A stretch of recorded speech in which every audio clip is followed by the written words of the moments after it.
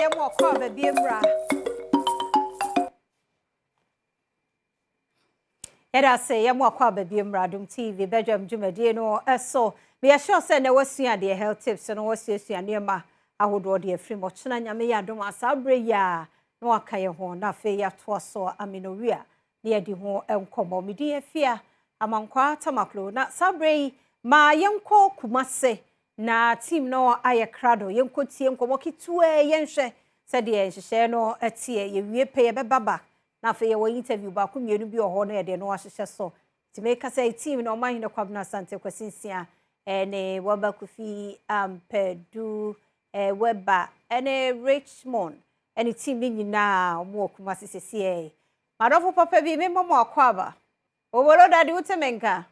emese yente oman hene enka papa ye behwe na omo ye sound no ho adwuma sebe ye bete wonka demom ye kasa sese no Kumasi adum bia nanu fiada ejato ho no eba si ye no yenko ne yenkotie ne ekoso ho.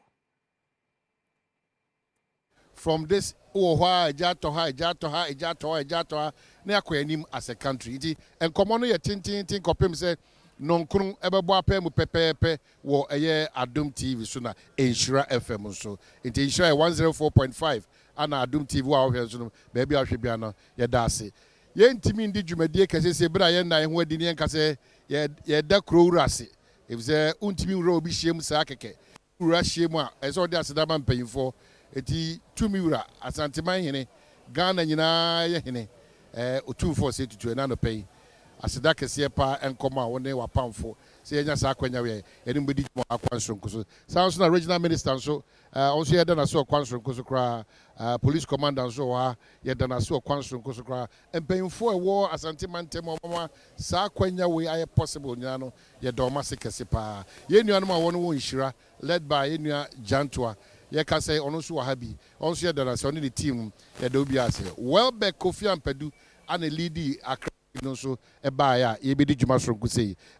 oben ye ni oben wa ha sanso na miankasa mamponi di hye akwasinsian so e wa no sei botai ne se ye be di dia koso no ho enkomo na afei oben atwamfoni a kyerɛn bre a ɔte ye se sonkyereni sa eye nei asi wa ha ene nani ɔde bɛhwɛ enkomo ahodo a watetetete meka se ye ba ye de waka kyerɛn so obɛka kyerɛ ma wo so atimi atie sa enkomo ne besi ne bewie no na nyame asa ya adoma be nya mpanyimfo a minimi ni Jantua na kwasinsia betena se na yetimi adi nkomo nemom ansa na ni obin bebam no ade ba ko a ama me ho adwiri mi kese pa ha adwiri yie pa efia hodo a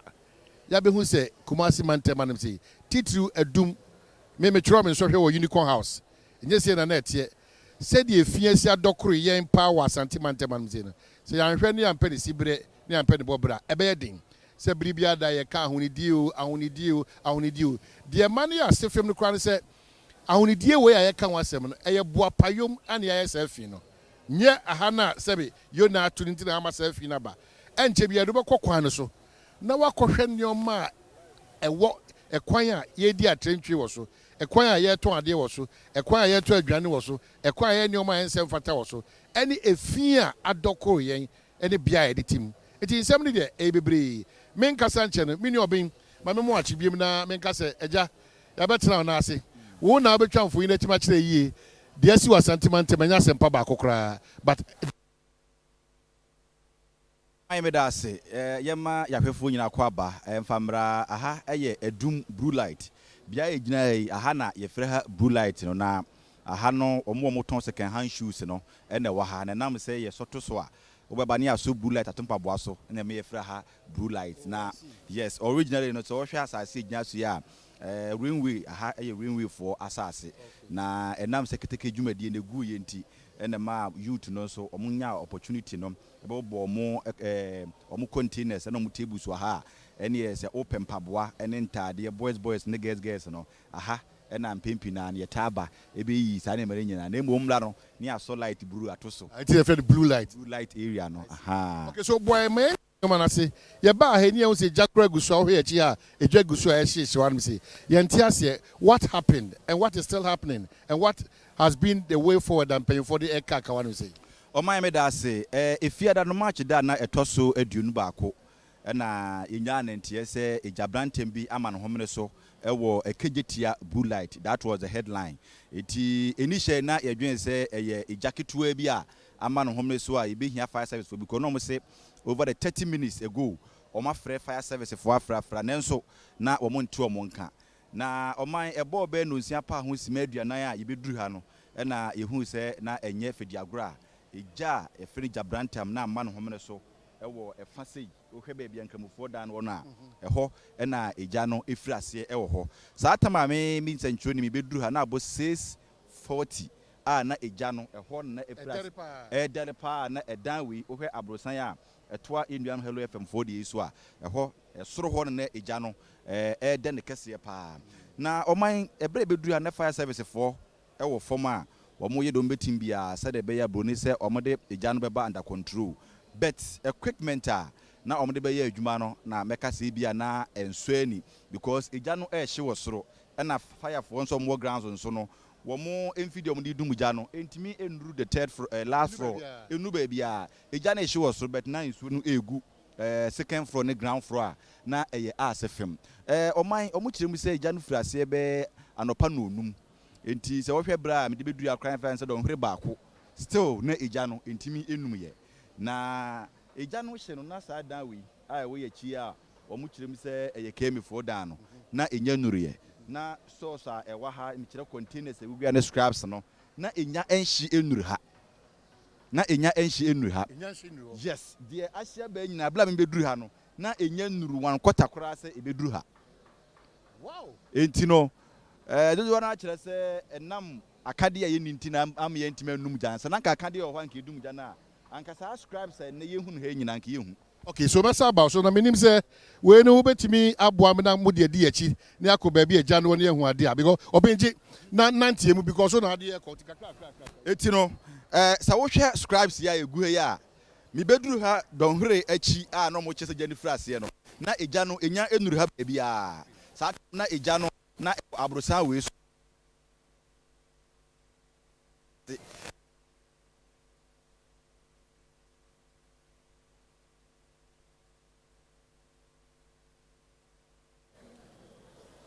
enam se na omu enya akade ana se bia ekwan edi nka mame mfa free se aha no se die nti omo ntimi anwura ha ne ye yes access a wo mo de beba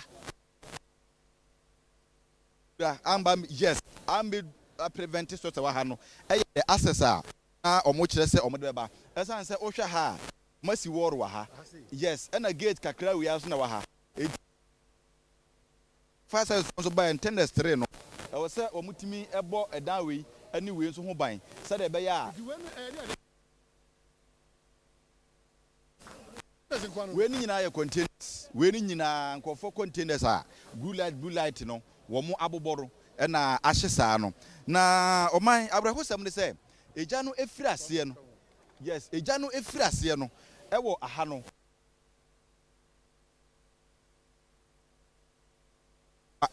chire be nhura tina asatima na atwede wo so no ye chire mu se eye baako pe ene wo ha duru ha no so no de wo kwa gina so de wo kwa gina so kura mpo ama ye kwa dum no so no oman na kwa ye boachi bidin eti na je se jane de ye ni hu choice se wo gina ho na wo niema no hia na hyekọ chese woni tua se eka eba enso uni kwan bi a befa so ya a prevent it na so say sa containers na sa nyina no na enya abronsan so esi form ya high occupied by sanko for nyina ana ni nyina tima hwedrebo all right kwasi quickly na fa yehu de wo so be about ano odenti enne ya ye tena se ye ne the Ashanti regional minister Dr. Frank Amwakohene ebetena se the former mayor of Kumasi Metropolitan Assembly Ora Sampai enso ebetena se ne nya ne se enne Kumasi Traditional Council nananum we ni bredi kan ya asem kesi yi obebo anan e de abetena nso ba bedru aha material say amount for material we be say be omo no pamade no yeah say camera to be to ene so mamia e me say be ku wonom yeah yeah entuma yeah ena ahye say otimi so yi nipa kro na opamontare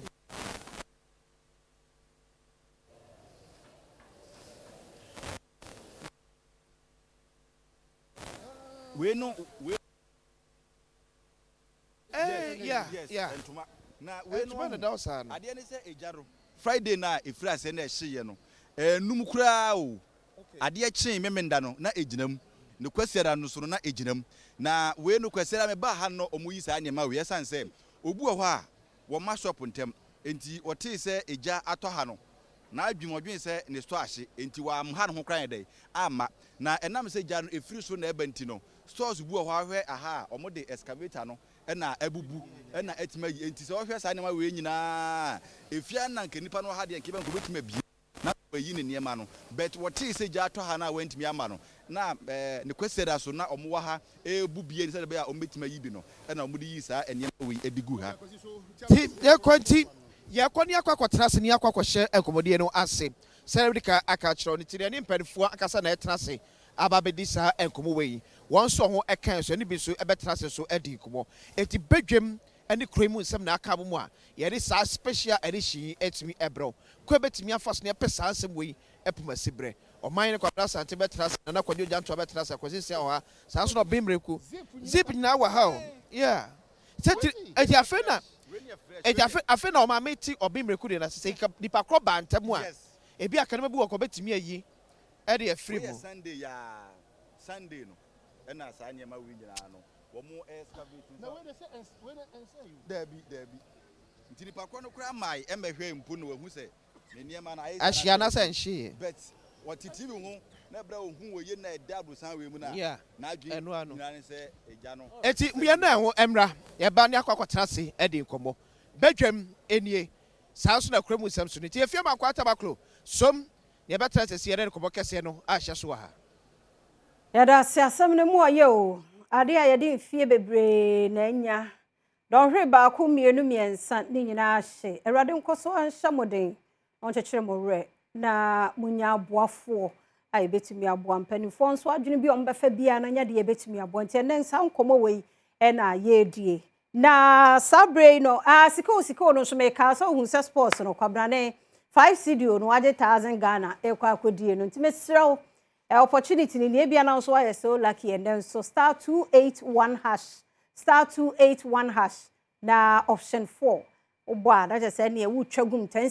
cd twagum sa ye be say aka 2 draws a ye be ye sisi e bia na ne draw no ba ku mienu betimi aye odia ti mesro fo hujimu bi na obi na age 1000 a wo kwe oso wo he aguna so edu obabi Emmanuel waje kodi nukufu like that also de no e be ye bia the next draw ye ba be ye titwa star 281 hash option 4 then ye sika twa ne di we ya na abeda wo momo ne so no ayi long talk bi ana fa code bi the bi we twa ya no adi twa ne di owo ahini betwa bi ewie pa wo twa ne de ro gina phone no so kura wo twa eye give us about center for aba ye no mba bedi enkomo wo twa nyina na o se o hwe se wapomuden ne ho nsam no so ekoyie kama ede ema ma me na me designer so ase obema mu a ojuju oba style sa no Augustus Studio oko Instagram Augustus Studio our address so fine I see bedamu amama me compliment ni ase